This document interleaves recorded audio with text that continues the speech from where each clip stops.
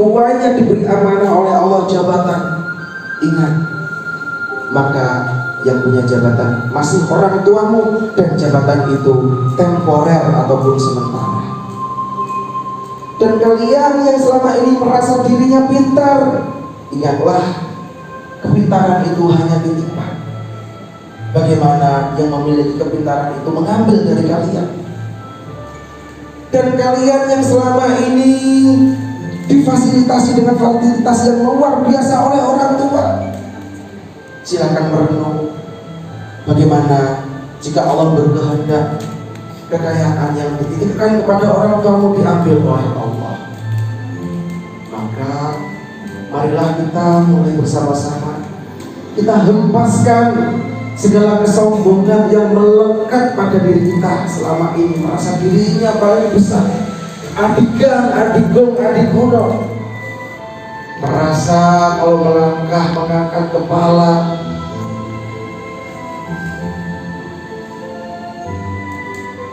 merasa dirinya paling kokoh dan paling angkuh, padahal tanpa dia sadari dirinya adalah makhluk yang kecil dan makhluk yang sangat lemah.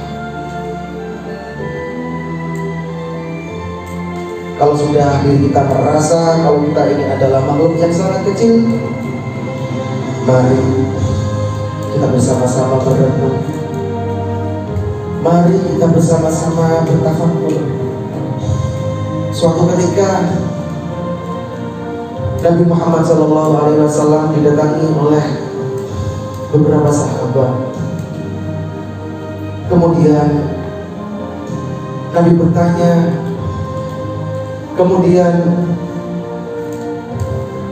Nabi pun melontarkan pertanyaan. Biasanya dalam event ini sahabat terlebih dahulu yang bertanya, namun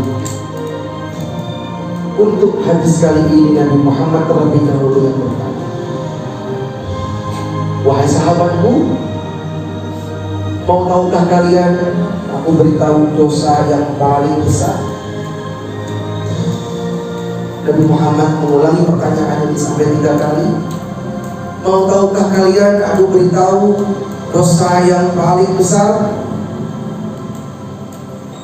Dan pertanyaan terakhir dengan nada yang sedikit lebih tinggi, mau tahukah kalian aku beritahu dosa yang paling besar? Kemudian kami para sahabat menjawab, tentu ya Rasulullah, kami ingin tahu dosa yang paling besar itu apa, agar kami dapat menghindari itu. Kemudian Nabi Muhammad pun menjawab, dosa yang paling besar adalah mempersekutukan Allah dan berani kepada kedua orang tua. Dosa yang paling besar adalah mempersekutukan Allah dan berani kepada kedua orang tua. Dosa yang paling besar adalah mempersekutukan Allah dan berani kepada kedua orang tua.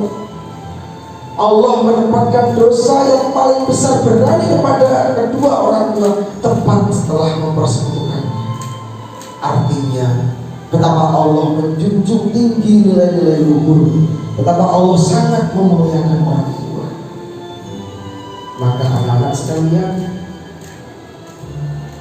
bukankah guru-guru agama kalian saat di TPI, di SD, bahkan di SMP pernah menyampaikan kalau ridhonya Allah, ridhonya Tuhan kalian itu di saat orang tua kalian ridho, bersamaan dengan itu murkanya Allah akan marah kepada kita di saat orang tua kita murka, marah kepada kita. Sekarang bayangkan, renungkan wahai hati-hati yang keras, seberapa lama sepanjang hidupmu engkau berani kepada kedua orang tua? Seberapa lama sepanjang hidupmu engkau, meskipun tiada kau sadari, membuat air mata mereka tertetes dikarenakan tingkah lakumu yang sangat mengecewakan mereka?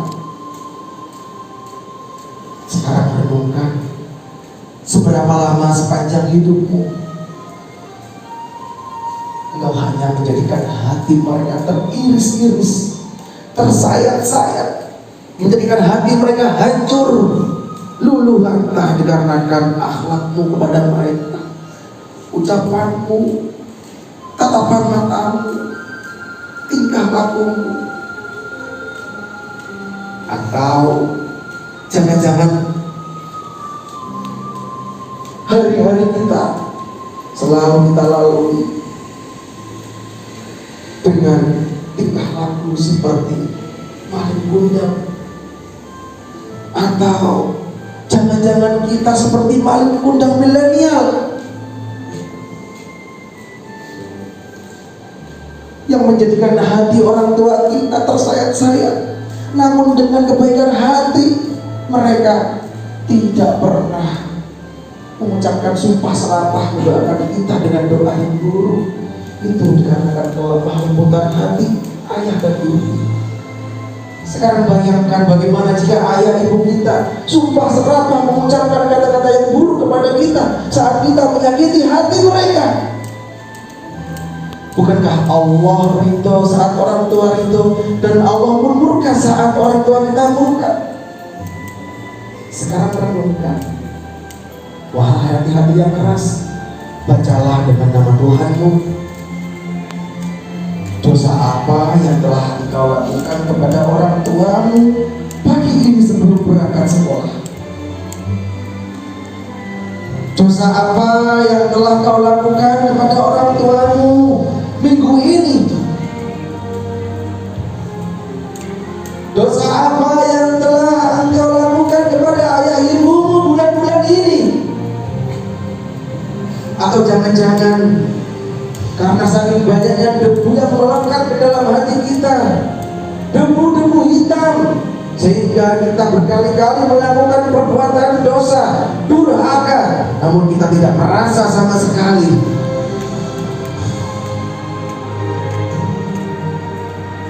Sekarang, bukankah usia kita sudah akil balik? Bukankah dosa-dosa semuanya sudah kita tanggung sendiri? Bukankah ketika Allah berkehendak untuk memanggil kita kepada rahmat-Nya, kita sudah memiliki dosa dikarenakan hari-hari kita dilumuri dengan kegiatan-kegiatan maksiat? Sekarang renungkan, bukankah setiap hari, setiap berangkat sekolah engkau masih bisa berjabat tangan dengan mereka? Setiap hari saat engkau berangkat les, engkau masih bisa mengharapkan kasih sayang mereka. Bahkan setiap hari kau jadikan orang tuamu sebagai tempat berkeluh kesah. Engkau tumpahkan segenap rasa gundahmu kepada mereka. Bangun tidur kau yang cari adalah orang tua. Bahkan di saat orang tuamu sakit, engkau pun ikut sakit karena saking sayangnya dirimu kepada mereka. Namun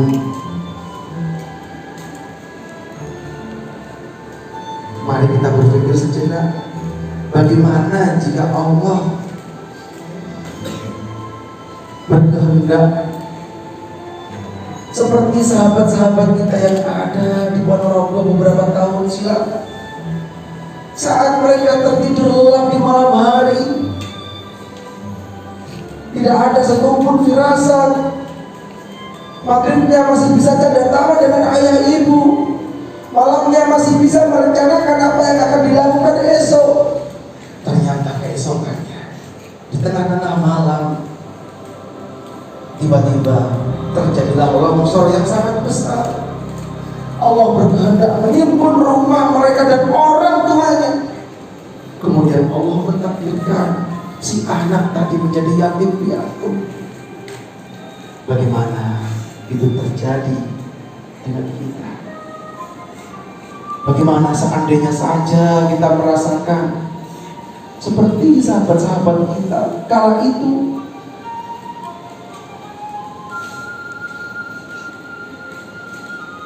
Yang berada di Sulawesi, di Poso, saat mereka tenang ngobrol, tahu-tahu tsunami datang. Dan seketika itu juga tsunami meluluhlantahkan dan menggulung apa yang ada di hadapannya, tak terkecuali manusia. Bagaimana jika Allah berkehendak itu kepada diri kita? Bayangkan, bukankah saat ini kita masih memiliki kedua orang tua yang lengkap? Wahai hati-hati yang keras, bukankah saat ini kita masih bisa berjabat tangan dengan mereka? Bukankah saat ini kita masih dapat melihat senyuman yang tulus, ikhlas, penuh dengan harapan besar dari wajah mereka? Bukankah kalian pernah mendengar ucapan orang tua kalian, "Nah, kau adalah intan permata ayah, kau adalah harapan satu-satunya ayah."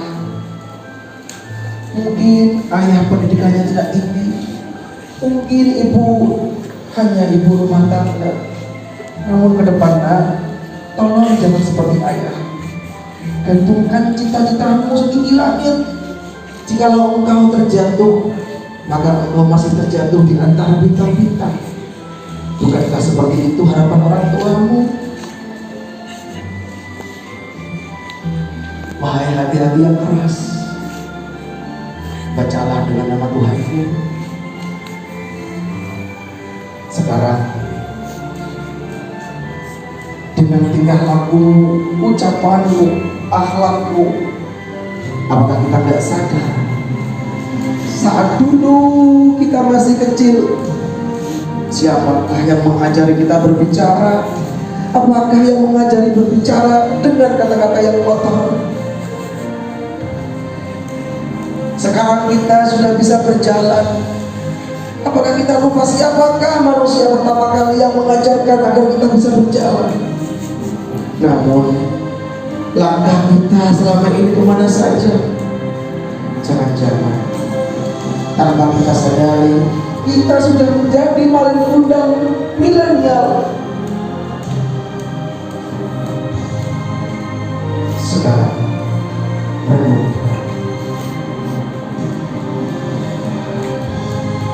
bukankah kalian sekarang yang sudah SMP dibesarkan oleh orang tua dengan proses dan waktu yang sangat lama? Mungkin kalian saat ini sudah ada yang tersentuh dengan minum-minuman keras. Mungkin kalian saat ini sudah ada yang tersentuh dengan kenakalan-kenakalan remaja. Namun, coba flashback, tengok ke belakang. Apakah kalian lupa selama 9 bulan ternyata kita pernah berada di dalam kandungan ibu kita? Ternyata selama 9 bulan kita sudah berada dan pernah berada di dalam kandungan ibu kita. Siapapun itu, tak terkecuali kalian yang putri besok beberapa tahun yang akan datang, kalian juga akan merasakan bagaimana perih dan pedihnya menjadi seorang ibu. Dan kalian yang di sini yang laki-laki, kalian akan merasakan betapa beratnya perjuangan menjadi seorang ayah. Sekarang silakan tertawa.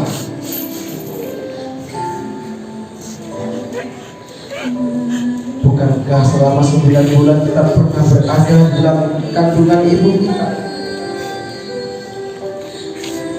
Setiap hari ibu merasa berat. Setiap hari ibu merasa dirinya tidak pernah bebas. Namun apakah ibu mengeluh? Tidak. Ibu tidak pernah mengeluh. Namun ibu tetap menjaga janin yang ada di dalam perutnya dengan doa dan nutrisi-nutrisi. Ibu dengan kelembutan hatinya, apakah pernah mengeluh walaupun dalam waktu yang sangat panjang ia tidak bisa tidur tengkurap? Tidak. Ibu tidak pernah takut. Ibu tidak pernah mengeluh. Mengapa ibu tidak pernah mengeluh? Karena ibu menaruh harapan yang sangat besar sekali. Ibu setiap hari, setiap saat, setiap detik selalu menghiasi waktu-waktunya dengan permohonan kepada Allah. Ya Rabb, jadikan janin yang ada di kandungmu menjadi anak yang baik, bukan menjadi anak yang durhaka. Sehingga meskipun dalam cukup waktu yang lama, ibu tidak pernah mengeluh. Bahkan di saat ibu bangun tidur, perutnya mual, ibu menderita, apakah ibu mengeluh? Tidak. Ibu tidak pernah mengeluh karena ibu menaruh harapan besar dalam perutnya. Kelak ini adalah keluarga yang akan membahagiakan saya. Kemudian ibu di saat jalan-jalan di hujan, di saat ibu membersihkan rumah, berjalan di tanah penuh dengan lumpur, ibu pun terpeleset dan ibu pun terjatuh dikarenakan lumpur yang sangat licin. Kemudian ibu merintih kesakitan, namun sesaat rasa sakit yang dirasakan oleh ibu di saat mengandung diri kita hilang karena ingat